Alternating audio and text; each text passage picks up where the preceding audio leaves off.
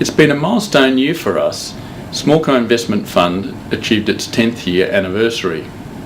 Additionally, we won Fund Manager of the Year from Money Management and Lonsec for our strong performance of the fund during financial year 2010.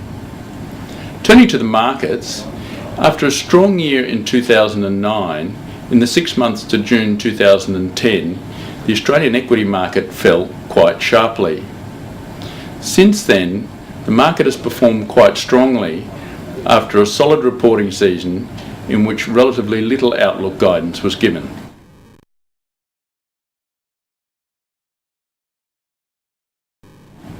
Smallco aims to provide good investment performance through actively pursuing smaller listed companies whose share price is at a significant discount to its underlying intrinsic value. One advantage of Smallco Investment Fund is that we focus on the smaller part of the small cap market. We focus on companies from $100 million to $500 million market capitalisation. When you consider that the 100th company, the start of the small cap sector, is actually $2 billion in market capitalisation, what we're focusing on is the 250th company to the 500th company. This is the smallest part of the market where companies are big enough to be a real business and still provide us with sufficient liquidity to be able to invest in reasonably easily. Additionally, the companies are often under-researched, which provides mispricing opportunities and the potential for a good investment. All fund managers at Smallco are investors in the fund. This aligns interests of the fund managers with those of the unit holders. Another advantage of the Smallco Investment Fund is we've made a commitment to close the fund. We've done this before and we'll do it again just so that the fund can remain nimble and able to focus on that smaller end of the small cap market.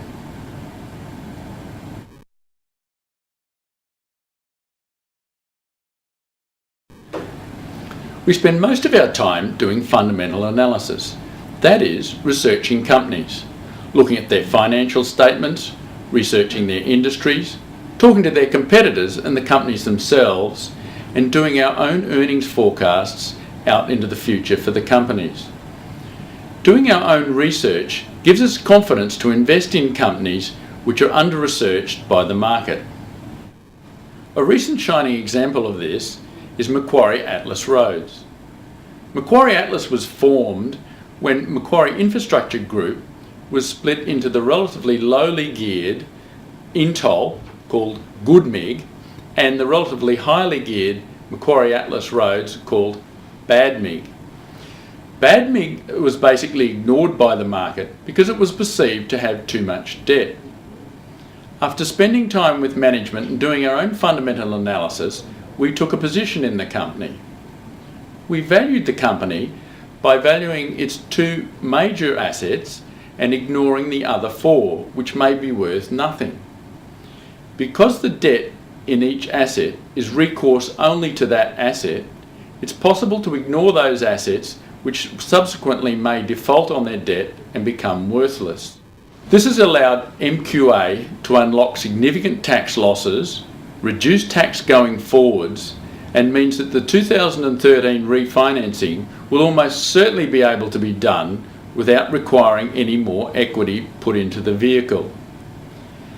This has resulted in a revaluation by the market, and what we've seen is that the share price has gone from 70 cents at the time that we bought in to $1.50 currently. Additionally, going forward, we expect another significant revaluation when the refinancing occurs. We expect this to actually happen within the next year or two.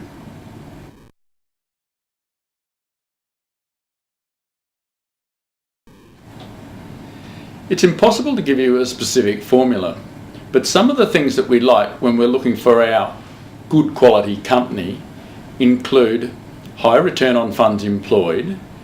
Hopefully this comes with relatively low capital expenditure so that the company can provide lots of dividends to shareholders from its positive cash flow. Additionally, we do like companies with attractive earnings outlooks.